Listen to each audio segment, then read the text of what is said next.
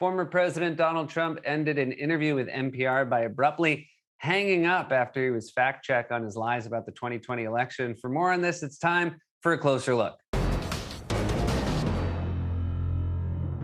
Well, we got 2 more days in our undisclosed location before heading back to the studio. And I want to say how nice it was that so many of you asked me if I was okay. It was less nice how many of you asked me if Wally was okay, since Wally didn't test positive. But since you're so concerned, here's a shot of him right now in the studio. So there you have it, everyone. Your precious Wally is okay. You can all breathe easy. Something I can't do because unlike Wally, I had COVID. I'm joking, of course. I had no symptoms. Thanks to my 2 vaccines and a booster, and no thanks to this horse pudding that I accidentally bought when my corner bodega / livestock supply store ran out of horse paste. It is not good, has no medicinal value. Plus, it's giving me high blood pressure because it's so packed with sugar to cover up the taste of horse. What's that? Today's flavor? Sea biscuits and gravy. And while I'm alone in this apartment, I want to once again thank artist Mary Lagarde for my Sea Captain and Rihanna painting, which has been keeping me company.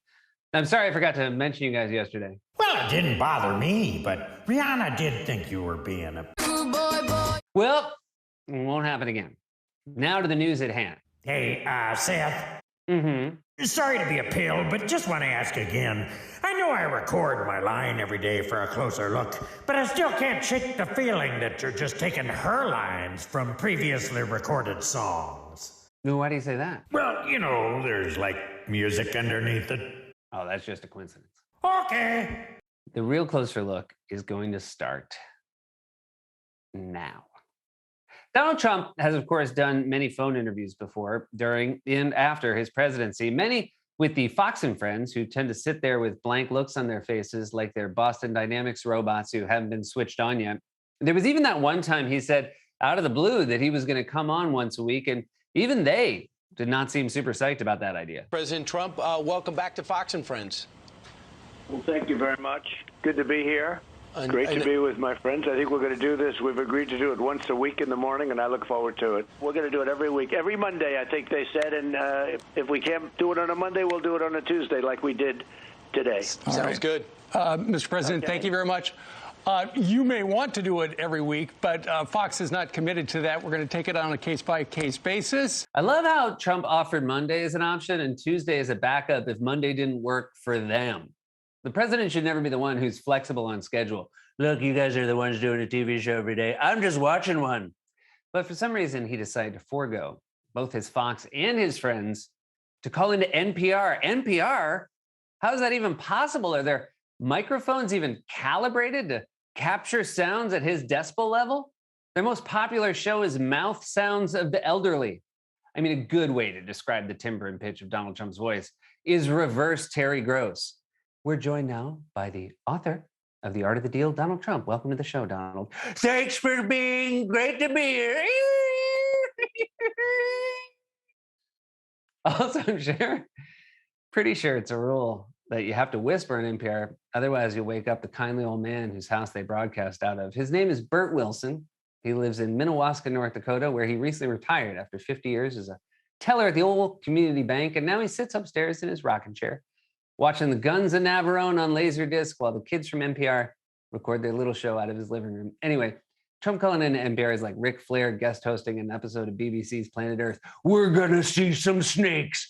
We're gonna see some ferrets. And you can bet your ass we're gonna see some mother flying squirrels. Slick Rick, woo! The point is, for some reason, Trump thought it would be a good idea to call into NPR, where he seemed to be caught off guard when he was grilled about his 2020 election fraud lies by host Steve Inskeep. It's clear Trump forgot the first rule of NPR: Steve plays for Inskeeps. This is nice. Like, I miss the studio, but it's nice to be here with my horse pudding and tell a joke like that. Because let's be honest, if I had done the play for Inskeep's joke in front of an audience, they'd be looking at me like this. Point is, Instead of listening mouth agape to Trump's answers while giving no pushback, Inskeep came prepared with basic facts to debunk Trump's claims, and Trump clearly had no idea how to handle it. To start with, he didn't even seem to know the details of how the interview was going to work. According to the transcript, Trump asked Inskeep at the start of the interview, "Are we going live, Steve? Are we, no, we're not going live. This is pre-taped and okay, fine." Trump should write a book called The Art of the Interview with tips like always find out the interview specifications after it's too late to change them. He's a former president calling into a well-known news program, and he acts like he just got stopped on the street by Jay Leno. Whoa, oh, I'm on TV right now.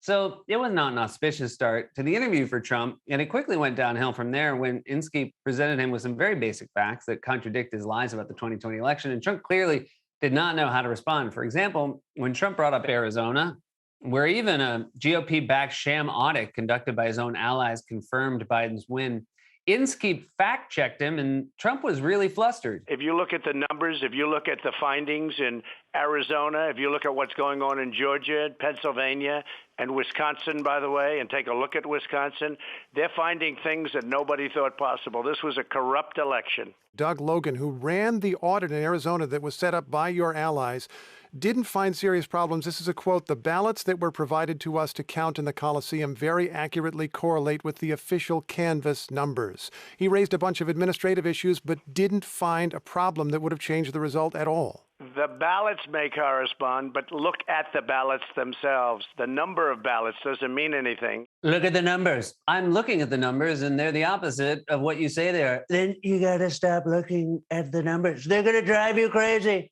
They're just numbers, and a number is never, Steve, a number is never going to love you back. You got to get outside. You got to look at the clouds, look at the sky. You got to live. Don't look at the numbers. Also, I love the shift to look at the ballots themselves. That's what they did. That was the whole point of this bogus audit with their dumb UV lights and all their insane theories about secret watermarks and bamboo fibers. They looked at the ballots. What do you think they were doing? Looking at the stamps on the envelopes? Flag, flag, moon landing, flag. Whoa, whoa, whoa, whoa, whoa. Jimi Hendrix. Shred that one. And then when Inskeep brought up the fact that even the people who backed and conducted the audit accepted the conclusion that Biden won, Trump dismissed them as Republicans in name only or rhinos. Why did Republican officials in Arizona accept the results then? Because they're rhinos, and frankly, a lot of people are questioning that. Apparently, a rhino is now anyone who doesn't show full obedience to Trump. It's a label so scary to Republicans that in order to avoid it, Ted Cruz, who helped lead the effort to overthrow the results on January 6th, had to grovel and beg for forgiveness for the simple act of calling the insurrection a violent terrorist attack. In order to prove he wasn't a rhino and that he was extreme enough for Trump and his base, Cruz had to perform an act of self-humiliation live on national television even Steve-O wouldn't have subjected himself to. But Steve-O, you stapled your ass, and I'd seal it shut with super glue before stooping to that level. Well, you know what? We respect you, Steve-O. Now let's get you into that exploding porta potty. Anyway, as we pointed out many times on the show, even pro-Trump judges and lawyers have admitted that there was no evidence for his claims, which is why all of his court challenges failed. And when Inskeep brought that up directly to the former president, he again had no response. Let me read you some short quotes. The first is by one of the judges, one of the 10 judges you appointed who ruled on this, and there were many judges, but 10 who you appointed. Brett Ludwig, U.S. District Court in Wisconsin, who was nominated by you in 2020. He's on the bench, and he says, quote, "This court allowed the plaintiff the chance to make his case, and he has lost on the merits." Another quote, Corey Langhofer, your own campaign attorney in Arizona, November 12, 2020, quote, "We are not alleging fraud in this lawsuit. We are not alleging anyone stealing the election." And also Rudy Giuliani, your lawyer, November 18, 2020 in Pennsylvania, quote, "This is not a fraud case. Your own lawyers had no evidence of fraud. They said in court they had no evidence of fraud, and the judges ruled against you every time on the merits." It was too early to ask for fraud and to talk about fraud. Rudy said that because of the fact it was very early because that was obviously at a that was a long time ago. What do you mean it was too early for fraud? Like the fraud groundhog emerged from his hole and saw his shadow, meaning you had to wait 6 weeks for fraud? Also, is this the fraud groundhog? Because that would make a good amount of sense.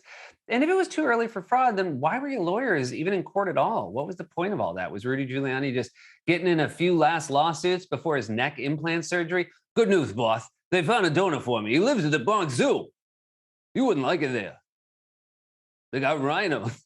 And then, of course, the interview came to its inevitable conclusion when Trump abruptly hung up after one too many uncomfortable fact checks. People have no idea how big this issue is, and they don't want it to happen again. It shouldn't be allowed to happen, and they don't want it to happen again. And the only way it's not going to happen again is you have to solve the problem of the presidential rigged election of 2020. Mr. President, if I'm... Wait, one more question. I want to ask about a court hearing yesterday on January 6th. Judge Amit Mehta, he's gone. Okay. Wow. That's the most impolite thing to happen on NPR since Ira Glass farted during an episode of This American Life. In fairness, they are running out of topics. Farts. They're part of our lives, albeit an unsavory part. They can be grim. Sometimes they're funny. Sometimes they linger. And farts are a topic today. Ira Glass, Terry Gross, Steve-O, and Ric Flair. It's called Range. Look it up. It's not easy fitting all those references under one umbrella. Oh, you know what I do think? I do think those lines are from songs.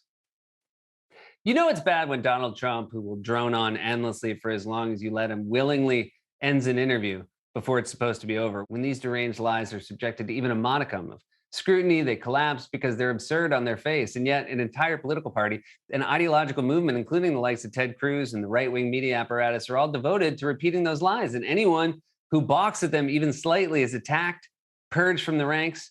That's for us. We'll be back in the studio next week, starting on Monday. And if we can't do it on a Monday, we'll do it on a Tuesday. This has been A Closer Look. God's Love We Deliver cooks and brings over 2 million meals a year to men, women, and children living with HIV, AIDS, cancer, and other serious illnesses, and they need your help now more than ever. If you're watching this online, you can hit the donate button. Stay safe, get vaccinated. We love you.